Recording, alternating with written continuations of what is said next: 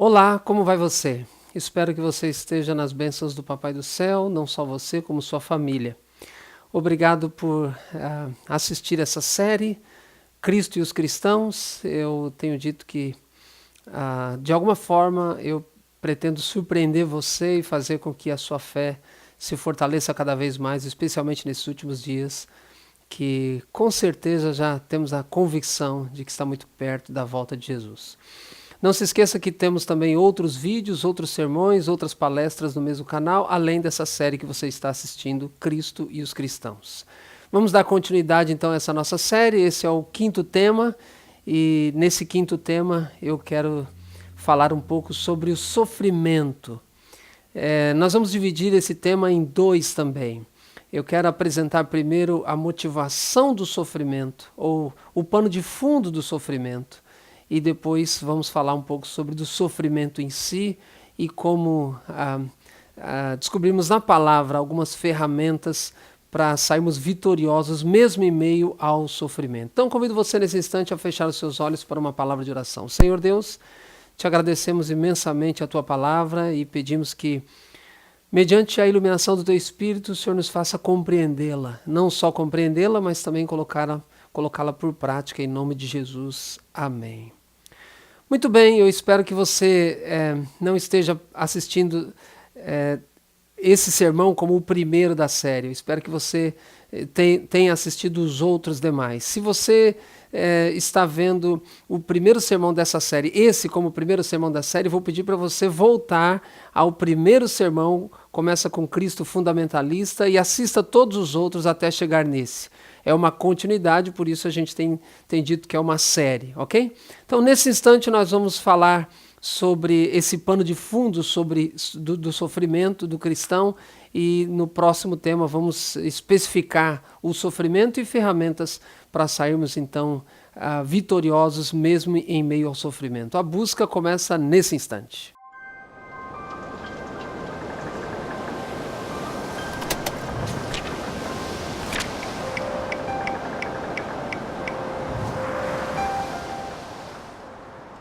Muito bem, eu gostaria que você abrisse a sua Bíblia. Eu quero introduzir o meu tema desta hora com dois textos bíblicos do Novo Testamento. Depois nós vamos analisar um pouco sobre a vida de Jó.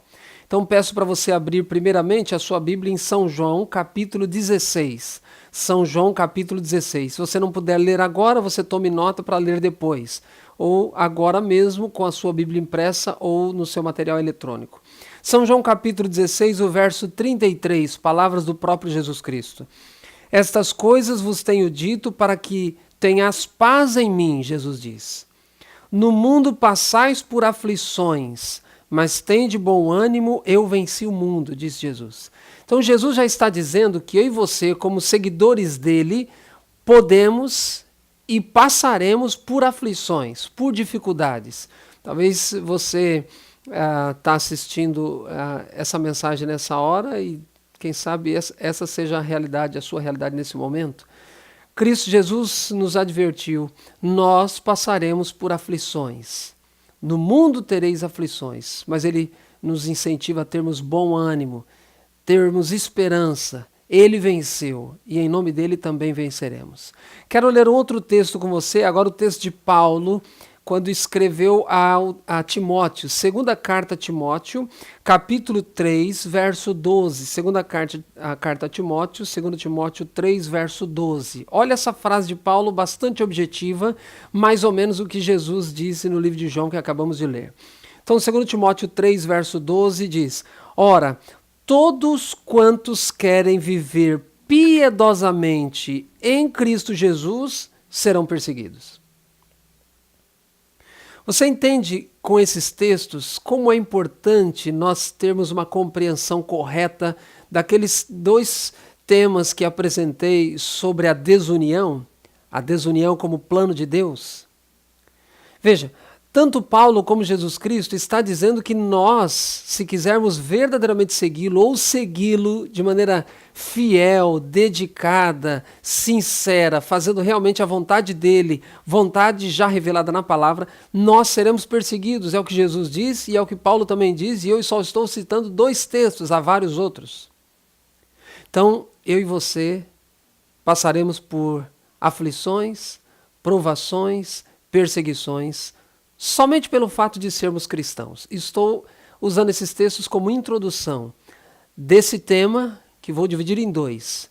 Nesse momento, eu quero convidar você a abrir a sua Bíblia no livro de Jó e vamos analisar algumas coisas no livro de Jó. Vamos ficar só no capítulo 1 de Jó e vamos analisar, tentar compreender o pano de fundo do sofrimento ao cristão.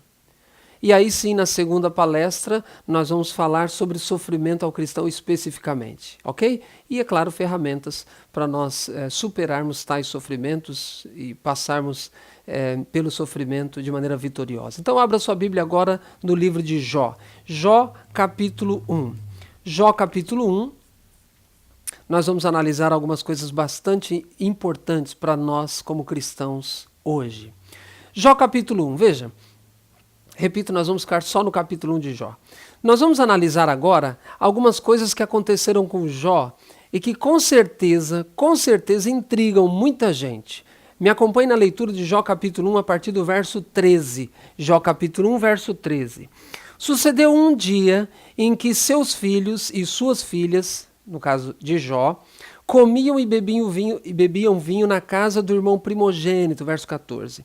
Veio um mensageiro a Jó e lhe disse: os bois lavraram e as jumentas pasciam junto a eles. Verso 15. De repente, deram sobre eles os sabeus, que é um povo, e os levaram e mataram aos servos a fio de espada. Só eu escapei para trazer-te a nova. Verso 16. Falava este ainda quando veio outro servo e disse a Jó: fogo de Deus caiu do céu e queimou as ovelhas e os servos e os consumiu. Só eu escapei para trazer-te a nova. Verso 17. Falava este ainda quando veio outro e disse: dividiram-se os caldeus em 3 bandos, deram sobre os camelos, os levaram e mataram os servos ao fio de espada. Só eu escapei para trazer-te a nova. Verso 18. Também este falava ainda quando veio outro e disse: estando teus filhos e tuas filhas comendo e bebendo vinho em casa do irmão primogênito, eis que se levantou grande vento do lado do deserto e deu nos 4 cantos da casa, a qual caiu a casa sobre eles, e todos morreram. Só eu escapei para trazer-te a nova. Você já leu a história de Jó? Isso intriga você? Por que deveria intrigar? Porque são catástrofes ocorridas com uma pessoa que Deus deu testemunho dele. Veja, não foram pessoas que falaram de Jó. Não foram os amigos de Jó que falaram dele. Não foram os familiares de Jó que falaram dele. Foi o próprio Deus que falou dele. E o próprio Deus que falou bem dele. Olha só, no capítulo 1, o versinho 1, nós lemos assim: havia um homem na terra de Uz, cujo nome era Jó, homem íntegro e reto, temente a Deus e que se desviava do mal. Veja, é o próprio Deus dando testemunho a respeito de Jó. Esse homem é um homem íntegro, reto, temente a Deus e que se desvia do mal. Então deve intrigar você como tantas catástrofes aconteceram em um só dia na vida de um homem cujo caráter Deus diz reto, temente a Deus, íntegro, se desvia do mal. Ou seja, só por enquanto, só por essa leitura que fizemos, podemos ter a convicção de que coisas ruins também acontecem a pessoas boas. Coisas ruins também acontecem a pessoas fiéis. Coisas ruins também acontecem a verdadeiros crentes. Mas por que isso aconteceu com Jó? Qual é o pano de fundo desse sofrimento de Jó? E é aqui que eu quero me deter. Antes, porém, eu quero mostrar que não só Deus está dizendo, Deus está afirmando o caráter positivo de Jó, mas há na narrativa do capítulo 1 evidências que mostram que efetivamente Jó tinha esse caráter de integridade realmente. Me acompanhe, por favor, na leitura do verso 2. Verso 2 do capítulo 1, nós lemos assim: nasceram-lhe 7 filhos e 3 filhas. Ok? Jó tinha 10 filhos. Desses filhos, 3 mulheres e 7 homens. Agora olha o verso 4. seus filhos iam às casas uns dos outros e faziam banquetes, cada um por sua vez, diz o texto bíblico, e mandavam convidar também as suas 3 irmãs a estarem com eles para comerem e beberem. Então a Bíblia está mencionando no verso 4 que esses filhos de Jó faziam banquetes. E uma expressão que eu quero que você grave aí: cada um por sua vez. E as suas irmãs também eram convidadas. Verso 5. Decorrido o turno de dias de seus banquetes, chamava Jó seus filhos e os santificava. Levantava-se Jó, se levantava de madrugada e oferecia holocaustos segundo o número de todos eles, dos seus filhos, pois dizia: talvez tenham pecado os meus filhos e blasfemado contra Deus em seu coração. Assim Jó fazia, a Bíblia diz, continuamente, terminando o verso 5. Então o que entendemos aqui? Jó tinha 7 filhos, e o verso 4 diz que eles faziam os banquetes, e a frase que eu pedi para você gravar aí: cada um por sua vez. Agora há uma outra frase bastante importante no verso 5, diz: decorrido o turno de dias de seus banquetes. Alguns estudiosos dizem que, como Jó tinha 7 filhos, os banquetes eram feitos na casa de cada filho de Jó em cada um dos dias da semana. Como nós temos 7 dias da semana, assim também são 7 filhos de Jó, então os banquetes eram feitos cada dia na casa de um dos filhos de Jó, a começar pelo primogênito e indo até o filho mais novo então. Se é assim, quando começava esses banquetes? No domingo, na casa do primogênito. Então, na segunda-feira, na casa do segundo mais velho. Na terça-feira, do terceiro mais velho, e assim sucessivamente. Agora, o verso 5 diz que Jó, quando terminava o turno dos banquetes, se levantava de madrugada. Quando é que terminava o turno dos banquetes, segundo essa minha linha de raciocínio? No sábado. Então, no sábado, terminava o turno dos banquetes. No sábado era feito o banquete na casa do filho mais novo.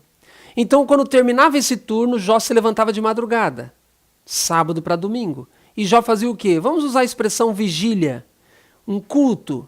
Jó fazia uma vigília, Jó fazia um culto, sacrificava em nome dos seus filhos, porque o texto diz: talvez os meus filhos pecaram.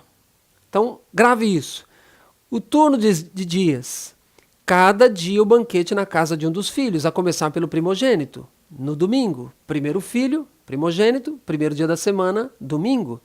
Fechando o turno, no sábado, Jó se levantava de madrugada e fazia então uma vigília, um culto de adoração e para também pedir perdão por eventuais pecados dos seus filhos. Ok?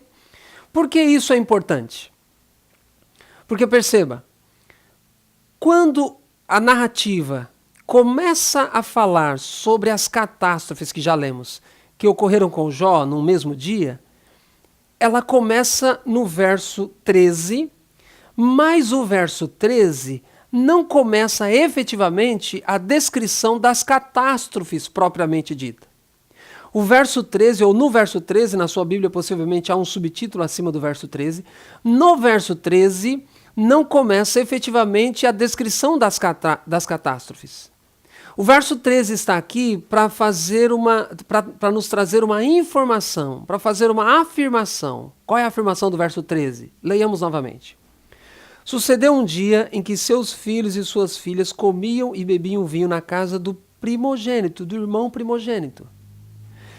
E é interessante que isso se repete no verso 18, comendo, finalzinho do verso 18, comendo e bebendo vinho em casa do primogênito.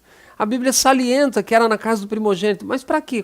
Para que isso tem importância? Ora, se nós entendemos que os banquetes que os filhos de Jó faziam eram em casas, um dia da semana era na casa de um dos filhos, entendendo que no final desse turno, ou seja, no sábado, quando fechava o turno de dias, fechava o turno das festas, Jó se levantava de madrugada e fazia a sua vigília, o seu culto, para pedir perdão pelos seus filhos.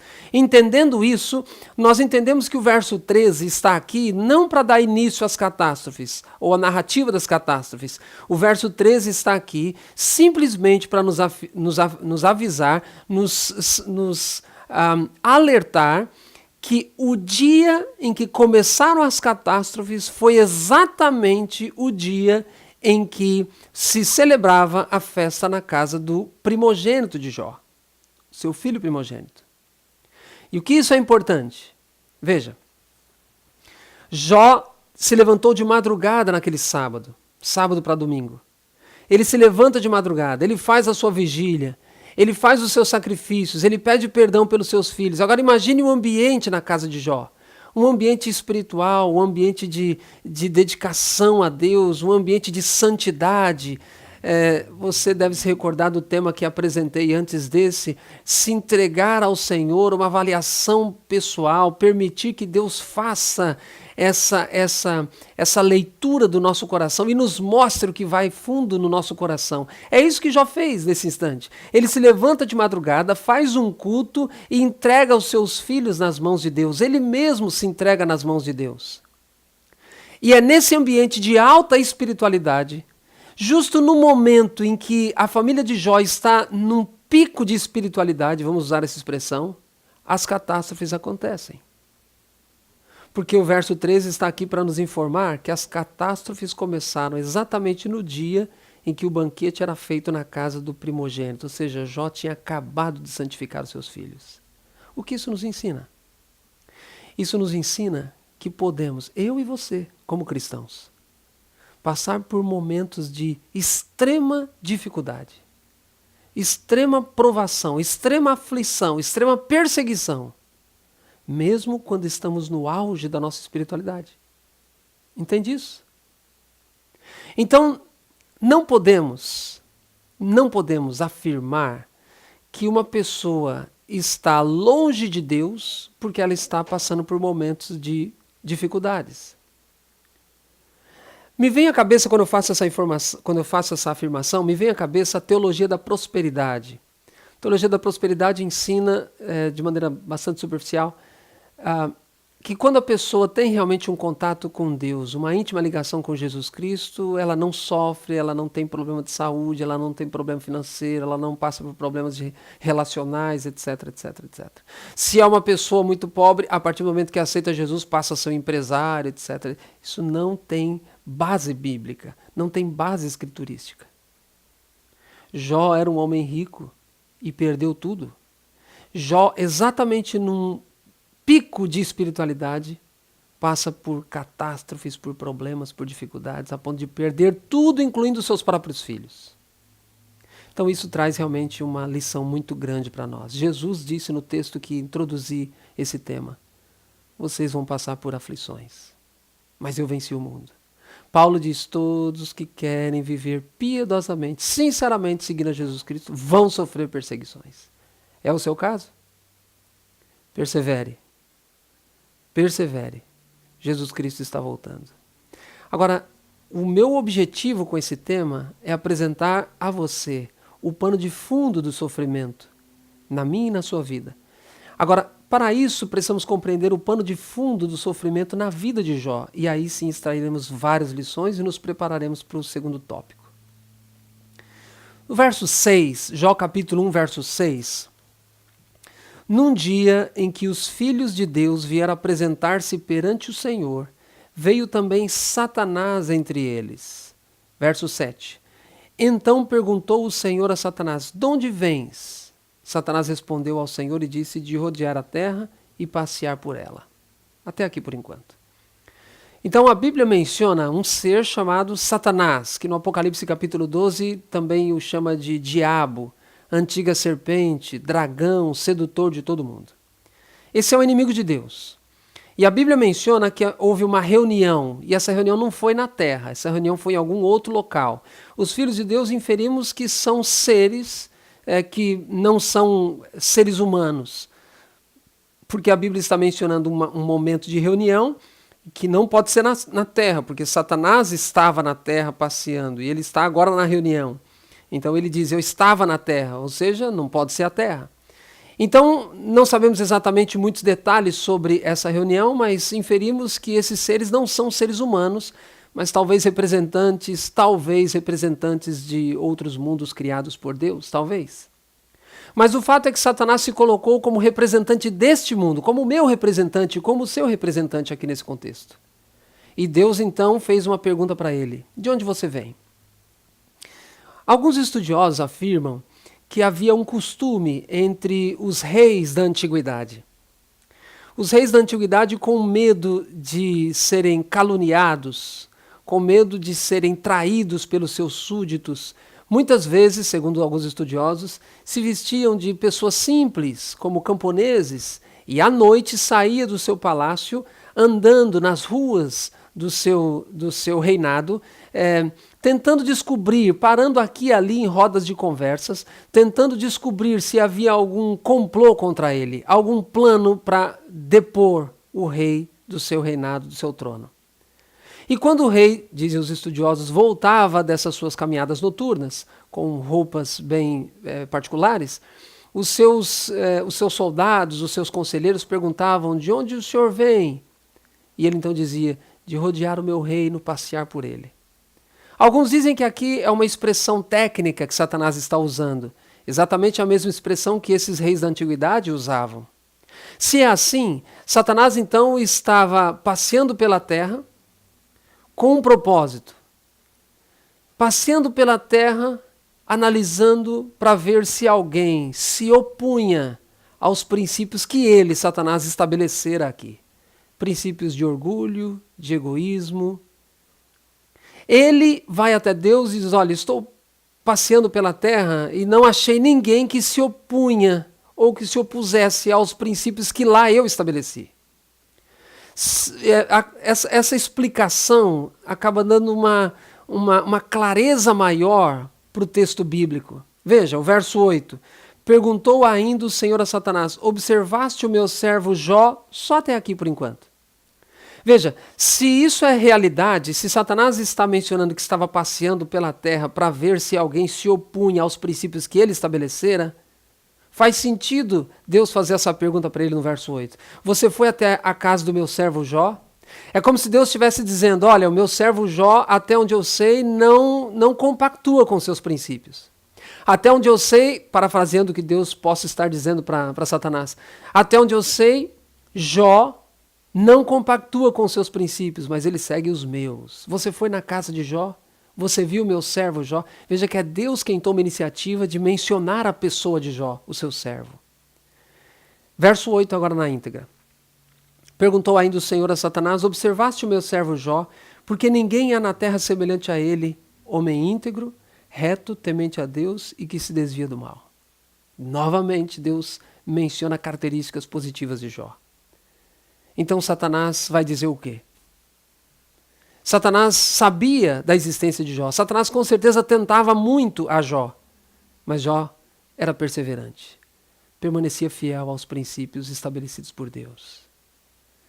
Você percebe que essa minha mensagem, ela é uma linha, eu estou numa linha de raciocínio. Cristo tinha os seus princípios e não se vendeu aos princípios de Satanás. Essa foi minha primeira palestra como Cristo fundamentalista. Falei na segunda palestra sobre a desunião como plano de Deus. Aquelas pessoas que não querem compactuar com os princípios bíblicos, Deus espera que você não se una a elas. A palestra anterior falei de um parêntese, que você, ao avaliar a pessoa que não pratica esses princípios da palavra, você não está indo contra Mateus capítulo 7, verso 1, quando Jesus diz para não julgarmos. Agora eu estou deixando claro para você que nós estamos inseridos no que chamamos um grande conflito entre o bem e o mal. E esse grande conflito acontece na sua mente e acontece na minha mente. Jó abraçou os princípios de Deus. E Deus sabia disso. Deus conhecia a fidelidade do seu servo. Satanás não pôde falar absolutamente nada de Jó. Absolutamente nada. Deus pergunta: você foi até a casa do meu servo Jó? Qual é a resposta dele? Verso 9. Então respondeu Satanás ao Senhor: porventura Jó debalde teme a Deus? Verso 10. Acaso não o cercaste com sebe a ele, a sua casa e tudo quanto ele tem? A obra de suas mãos abençoaste, e os seus bens se multiplicam na terra? Verso 11. Estende, porém, a mão e toca-lhe em tudo quanto tem, e verás se não blasfema contra ti na tua face. Qual é o argumento de Satanás aqui em suma? Satanás está dizendo para Deus assim, parafraseando: o Senhor comprou ele. O Senhor deu ricas bênçãos a ele. A palavra sebe aqui tem a ver com cerca viva, tem a ver com proteção dos anjos e tem a ver com bens materiais também. Deus está dizendo, Satanás está dizendo, o Senhor comprou ele, o Senhor protege ele, o Senhor abençoa ele, é por isso que ele é fiel. E aí entra o verso 11, toca em tudo que ele tem, para ver se ele não blasfêmia. Toca nas coisas dele. Em outras palavras, pare de comprar ele. Pare de derramar bênção sobre ele. Aí ele vai blasfemar de você. Em outras palavras, Satanás está dizendo, ele só é fiel ao Senhor porque o Senhor faz a contrapartida. O Senhor o abençoa, ele é fiel. Agora quero ver ele ser fiel quando o Senhor tirar as bênçãos. Essa é a questão. Toda essa discussão gira em torno disso. Satanás está acusando Deus de comprar Jó. Deus está dizendo ele é íntegro, porque ele é íntegro. Satanás diz, não, ele é íntegro porque o Senhor compra ele. Ele é íntegro porque o Senhor dá as coisas para ele. Ele é íntegro porque ele tem ricas bênçãos do Senhor, tem proteção. Toca o que ele tem, Satanás diz. E Deus aceita. Deus aceita a proposta. Deus conhece o seu servo. E aí você entende o porquê de todo o sofrimento na vida de Jó a partir do verso 14. Perde tudo que ele tem, inclusive seus filhos, exceto a esposa. Queridos, nós também estamos inseridos nesse grande conflito. Satanás também nos tenta a desviarmos dos caminhos de Deus. Não é plano de Satanás que eu e você permaneçamos fiéis aos princípios da palavra, não é plano de Satanás. E ele vai fazer de tudo para que eu e você nos desviemos desses princípios. E ele vai usar as pessoas também. Satanás vai usar pessoas. É por essa razão, os estudos anteriores mencionei, Deus tem como seu plano, como também bases do seu plano, uma desunião. Você entende agora o pano de fundo do sofrimento de Jó? E talvez agora você entenda o pano de fundo do sofrimento da sua vida, do sofrimento da minha vida. Satanás está irado contra os seguidores de Cristo, contra aqueles seguidores que seguem a Cristo piamente. É por isso que Cristo diz, vão ter aflições. Por isso que Paulo diz, serão perseguidos. Eu quero terminar esse meu tema com o verso 9, que já li, mas dando uma ênfase. Verso 9. Satanás responde para Deus, porventura Jó debalde teme a Deus? Essa palavrinha debalde é uma palavra bem específica no hebraico, rimã, rimã. E essa palavra, segundo alguns estudiosos, pode ser, e nesse contexto alguns dizem que deve ser traduzida como de graça. Satanás então está dizendo para Deus, Jó teme a Deus de graça ou o Senhor compra ele? Essa é a pergunta que tinha que ficar claro, tanto para Jó, quanto para todos aqueles que o cercavam, seus amigos. Deus conhecia o coração dele, mas Deus de alguma forma revela tanto para Jó quanto para os seus amigos a fidelidade e a integridade de Jó. Por isso o sofrimento da vida dele. A pergunta é, Jó obedecia, temia a Deus de graça ou Deus precisava comprar a ele com bênçãos? Essa é uma resposta que eu e você precisamos responder hoje também. Você só é fiel a Deus quando Deus compra você com bênçãos? Você só é fiel aos princípios da palavra de Deus quando vai tudo bem?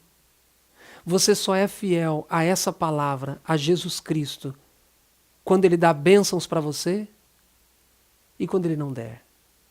E quando a resposta das suas orações for um não, você vai virar as costas para Ele? Deus precisa comprar você para você ser fiel a esses princípios? Ou você, assim como Jó, teme e obedece a Deus de graça? Reflita nesse tema. Reflita nessas questões. Reflita na sua vida espiritual. Analise como você tem vivido. como tem sido a sua comunhão com Deus. Pense em tudo o que você já ouviu nessa série e fortaleça a sua decisão de permanecer firme aos princípios da palavra. Quero orar com você. Senhor Deus, fortaleça a nossa fé. Ajuda-nos a pautar a nossa fé somente na Tua palavra. Perdoe os nossos pecados e nos faça firmes em Tua palavra até a Sua volta, em nome de Jesus. Amém. Deus abençoe você e sua família.